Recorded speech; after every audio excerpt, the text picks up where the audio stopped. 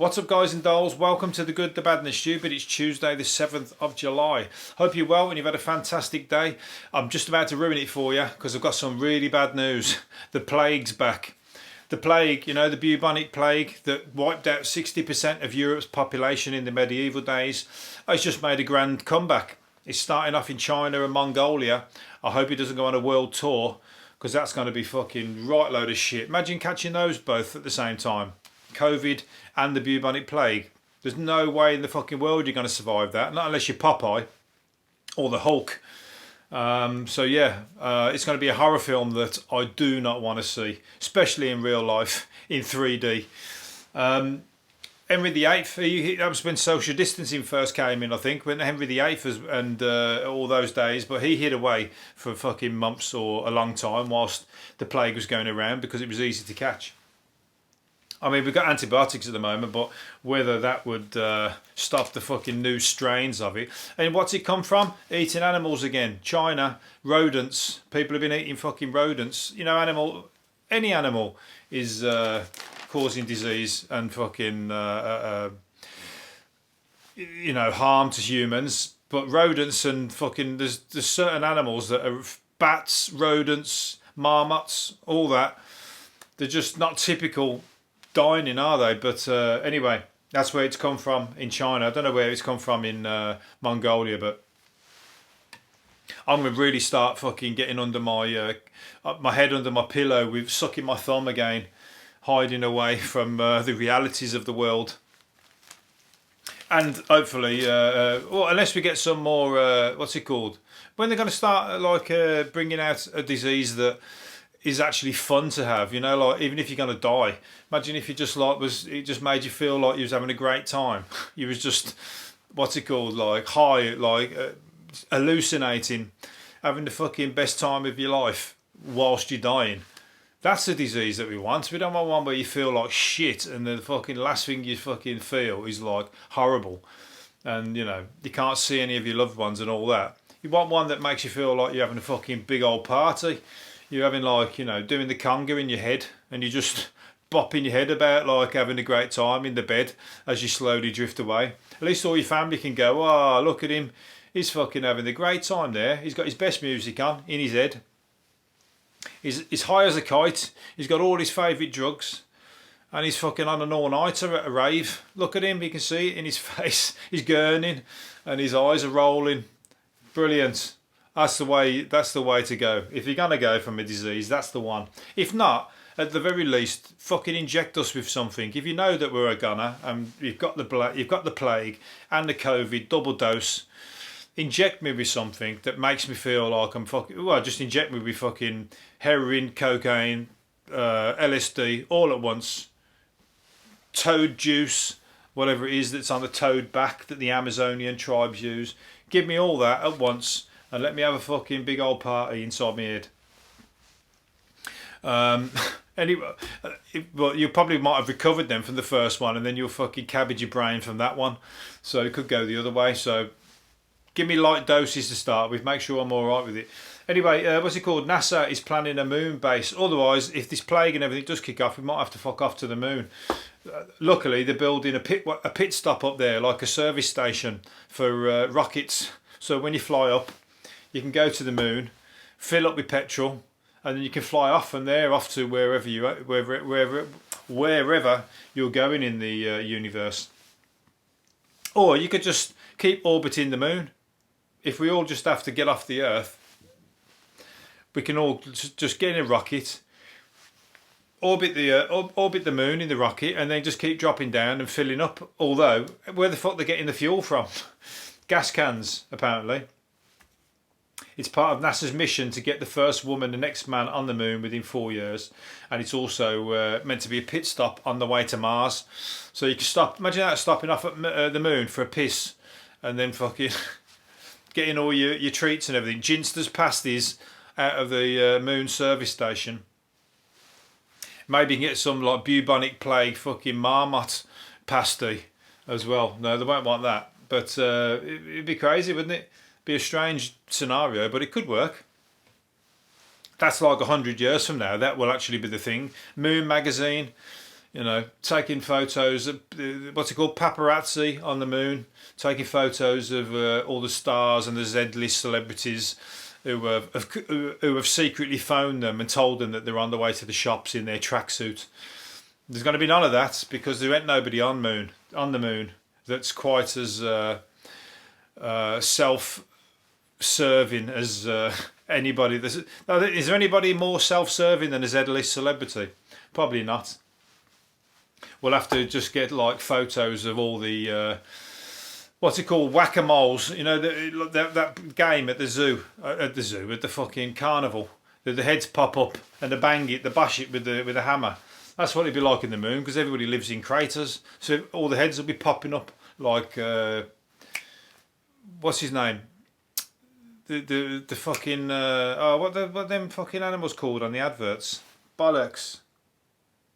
Oh, I can't remember. Fuck. Oh man, it's gone out of my head. They're there anyway. You know the animals that stand up on the back legs and compare the market, whatever the fuck they are. Compare the meerkats. That's it. Meerkats. They'll all be like that. Anybody who's living on there would just be popping their head out and go morning, because everybody lives in a crater. Anyway, so yeah, if you want to get to Mars, first of all, you'll have to stop off at the moon and. Get your points, get your petrol points and whatever else. Anyway, we ain't going to be around to see that. We ain't going to be around to see fucking next year by the way things are going with the viruses and the diseases that are coming at us. Crazy shit. What's it called? This guy don't give a shit. He's like, this guy's he's a rich Tory and he's been getting jiggy behind his wife's back with some prostitutes, and apparently, is it a prostitute or is it a woman anyway? And he's been chasing her, shouting, "I'm a naughty Tory, I'm a naughty Tory boy," and he likes bondage and whips apparently. So I hope that's not news to his wife, but it is going to be news to his wife. But imagine like he's never done any of that stuff with her. He's like spanking the woman and everything and going, "I'm a naughty Tory." She's bound to be out. She's bound to be thinking now, right? I'm going to be taking all his rich. He thinks he's fucking Mr. Clever with all his money. He didn't have a prenuptial, and so he has been a naughty Tory because he's going to lose half his fucking shit. He's gone. Yeah. So I don't know what the scenario is, but he's been chased around the kitchen, and it sounded like a sketch from a Benny Hill show. Apparently, I don't know how we know this. I've not read the story because I can't be asked to spend that much time reading about. You know, his life, but I just saw the what's it called, the power words, the power phrases, that he likes, kinky sex, and his wife's going to come out now and start dishing the dirt on him anyway because she's not going to be happy with that at all. Not unless she's been doing it as well and like they're a bit of a swinging couple. That's all right because she's involved then, isn't she? There's no need to take half his shit, but. She might still want to take half his shit anyway. Because this is the perfect excuse. She might have been waiting and waiting and waiting to catch him in the moment. And now she has it. What's it called? The guy who made the music to The Good, the Bad and the Ugly. What's it called? Ennio, I can't say his name. I've tried to say his name fucking so many times. Ennio Morricone.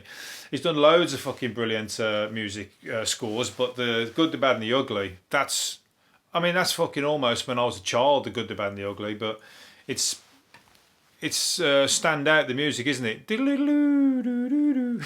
I can't even do it. That's about as tone deaf as you could probably get. So I'm not done him any favours with that, but he's died. He's done a lot of the spaghetti westerns, I think, and he also done Tarantino's The Hateful Eight. So if you want to check out his music again, but he's done loads of stuff. He's done but especially Clint Eastwood stuff. But he just died at the age of 91. It's mad. He's lived a fucking life of music from all the way back then. I mean, that's 1970s, isn't it? Or it might even be late 1960s. But it might be a good time to sort of get his composed music out on the. He did a concert recently. I'm sure my friend went to it. He did a concert in London with the Royal Albert Hall. So he had all the orchestra and everything there. That would have been fucking amazing to listen all to film scores live with the proper orchestra. And he doesn't do it very often. It's very rare. And clearly he's not going to be doing any anymore. But that's a shame. But that's a legend. Another one gone, and it was probably like an understated legend, because you'd know him through his music. You probably wouldn't even have heard of him or know who he is to look at, but like to when you just go to one of his concerts, you probably hear tune after tune after tune after tune and go, fucking hell, I know all of them, and I didn't know the man behind them. So yeah, shame. We've all got to go one day. We've all got to go off to the next place. Hopefully it's a bit better than this place. Or it's going to be a lot more fun. No, it's going to be better. It's good down here, and it has its moments. But I just hope I have more money in the next place, and I'm fucking living the life of Riley instead of fucking scratching around and robbing Peter to pay Paul. What's it called? Police in Catalonia have been arrested. Have arrested somebody who for selling fake condoms. And they knew that they were fake condoms because one guy bought some and they were too small. Now the only way you're going to know that is if you must have a small dick or something, because you're probably like, fucking condoms are never too small for me, and I've just bought condoms and they're too small for me, and I've got a small dick. That ain't fucking that is not right. So he's like, must be thimble size. So you know, there would just be like a hat on a normal size fucking dick or something, probably. Yeah, but anyway, they've been, and the reason they also caught them out is because oral sex, which is written on the packet, was spelt eral sex, E-R-E-A-L. So it was a spelling mistake as well. So they've obviously come from a country like China or somewhere where they don't realise the proper spelling for English, or they've just misspelt it and thought it was correct, because no English company would have fucking spelt oral sex wrong, would they? On a thousand runs of condoms. So yeah, keep them peeled. If you go and buy some and you just like, you burst through it and it ends up being a hula hoop on your member, or it's too small for you, that's give you a bit of kudos actually. If you're like in bed and you're like normally, you don't have that problem, you go, oh, these ones are too small for me, and she'll be like, oh, that's an illusion then, because I thought it weren't that big, but you must be. I guess I must be pissed. Anyway, let's just carry on without it and make love and make babies.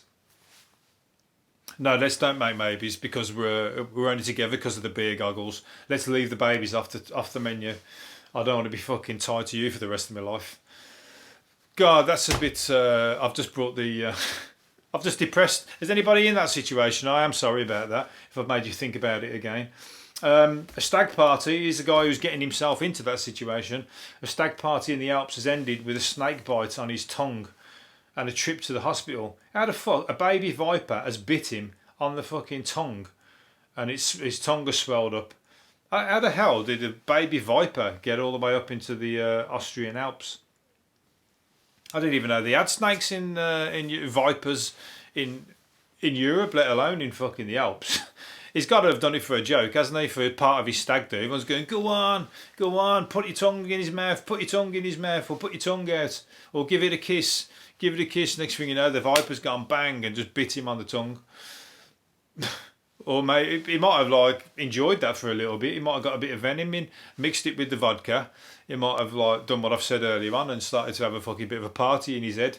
But apparently he started to swell up and everything, and that's not good. If your tongue starts to swell up and it fills your mouth, it block off your airwaves, so that ain't no fun. But apparently he survived, lived to tell the tale. His girlfriend will be getting a nice big tongue down the throat at the aisle. What's it called? Courtesy of the baby viper. She might just think, fucking hell, this guy is turning me on right here and now. Let's fucking, let's not get too horny or both of our families are stood behind us. That's going to do, that's not going to make the wedding photos very pretty.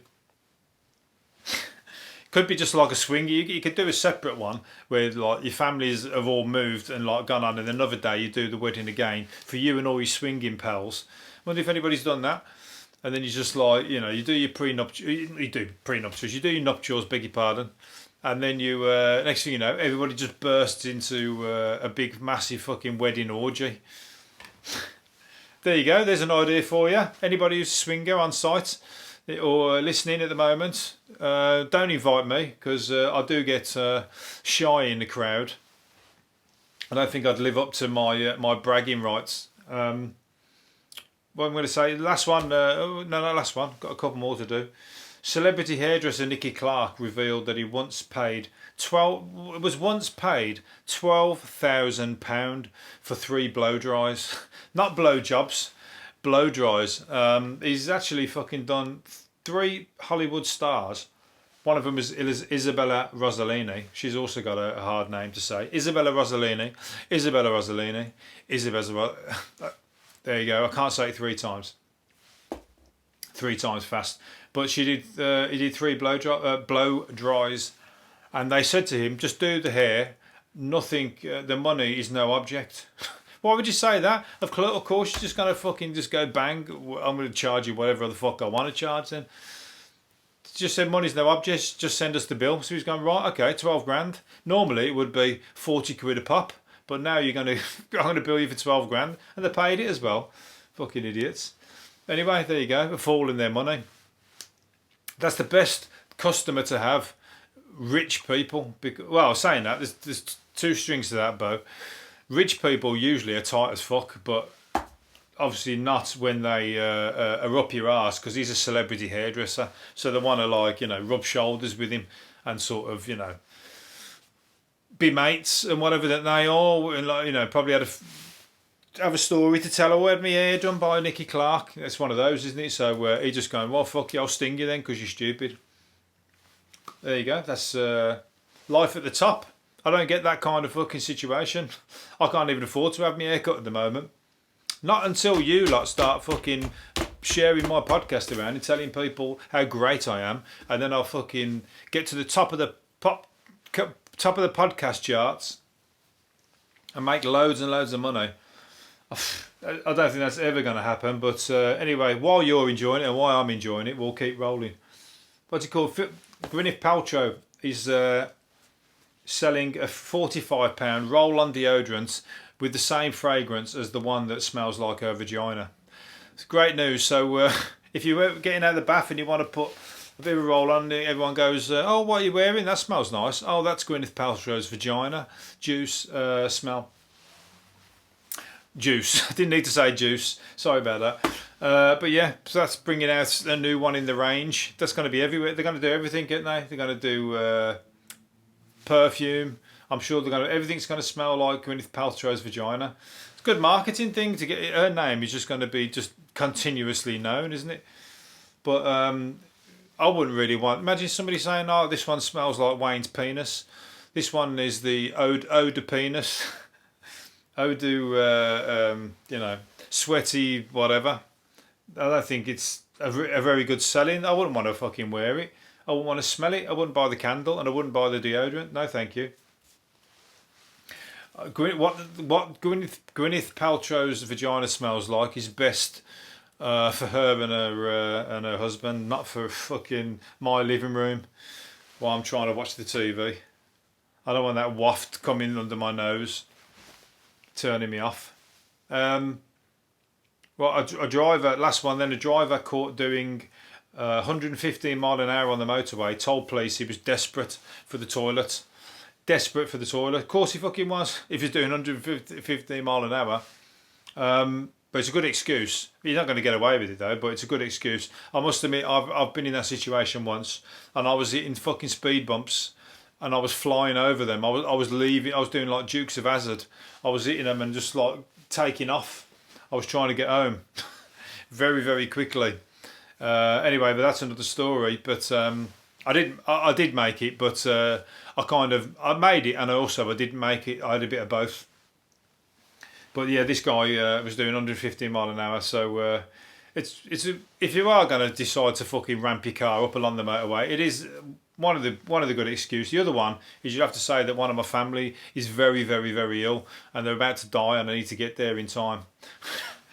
And then you'll have to get somebody to play that part and just make sure that they're lying in bed and fucking, you know, pour boiling water in a fucking whatever and put it over their head, make sure they've got a massive fever, so when the police come round to double check it all, it's all like, you know, you got to set it all up for yourself.